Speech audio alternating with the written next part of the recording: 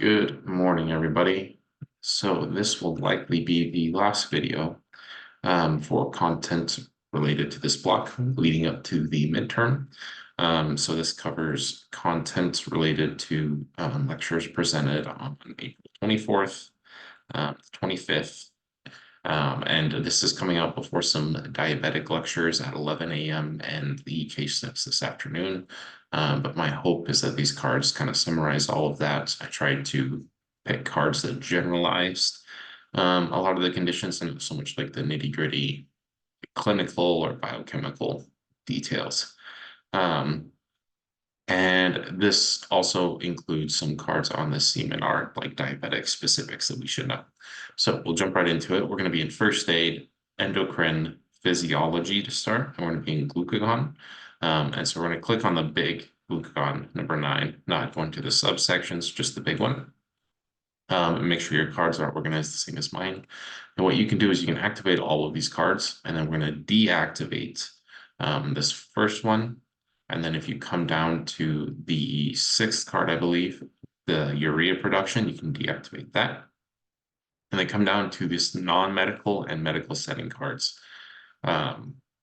These ones are just, we don't need to know that clinical piece. There's a card in here talking about how like orally administered glucose is better than intramuscular glucose for hypoglycemia, as Dr. B mentioned. So that is in there, so we don't need these two. And then in insulin, we're going to expand that down and go into the subsections. So we're going to start with the endocrine pancreas. And I just want to show you that these cards have already been activated, these 4, and then all these other ones, they don't quite fit with what we have to know. They're just either not correct compared to our lectures, or they're just, they don't fit well, so don't need those. And then we're going to go into function, and there's a lot of cards here. So what you can do is activate all of the cards here, and we'll go through and deactivate the handful that we don't need. So activate all of them. So get rid of all those parentheses, and then from the top, come down, and you'll just kind of read down here and which glucose test is preferred screening method. It's a 2-hour glucose test. You can deactivate that one. Based on the seminar, it's like the A1C or like too fast in glucoses, which there's cards activated for. This one wasn't like an explicit point. If I have that wrong, please let me know. Then we're going to scroll down all the way to the bottom. And then you're going to look for the beta subunit. So we want the first beta subunit, but we don't want this one. I'm talking, or the alpha one following it, but we want this one here in the middle.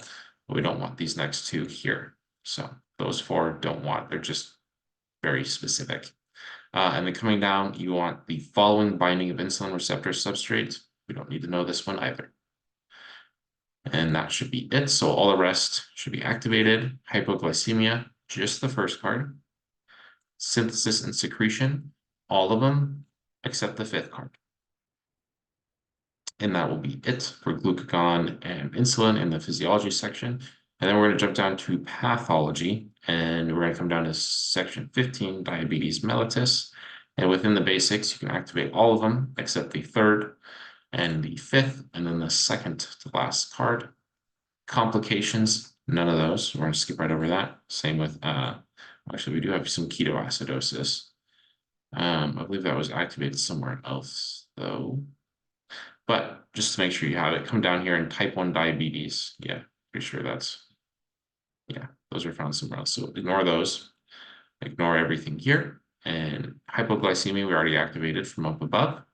Metabolic syndrome is where we want to start. So you want to activate the 1st, 3rd, 5th, 6th, 7, 9, and then 11 through the rest. And then steroid diabetes, pick that one up. That was a point that glucocorticoids can cause hyperglycemia.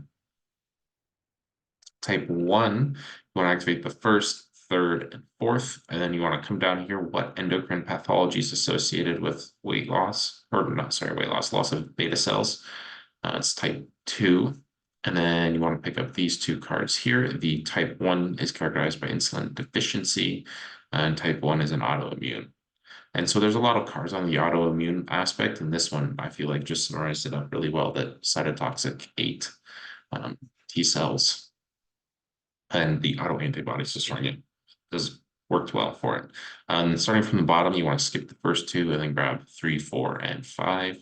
And then in type 2, you want to grab the first 3, skip 4, grab 5, skip 6, grab 7, and then you want to come down and grab 10 and 11. And just a couple things on within here. I changed a couple numbers. This one here. So what age group is most commonly affected by type 2 diabetes? In our seminar lecture, it said 46. So greater than 40 years old, yes, but 46 is like specific. And then there was a, coming back up to basics, the blood sugar levels. So for the normal fasting blood glucose from our seminar, it said 70 to 100. For the 2-hour glucose tolerance, it's greater or equal to 200. This is correct, and then that's correct. So I think it was really just changing this one because it said 70 to 125, but technically 100 to 125 is the pre-diabetic status for fasting blood sugars.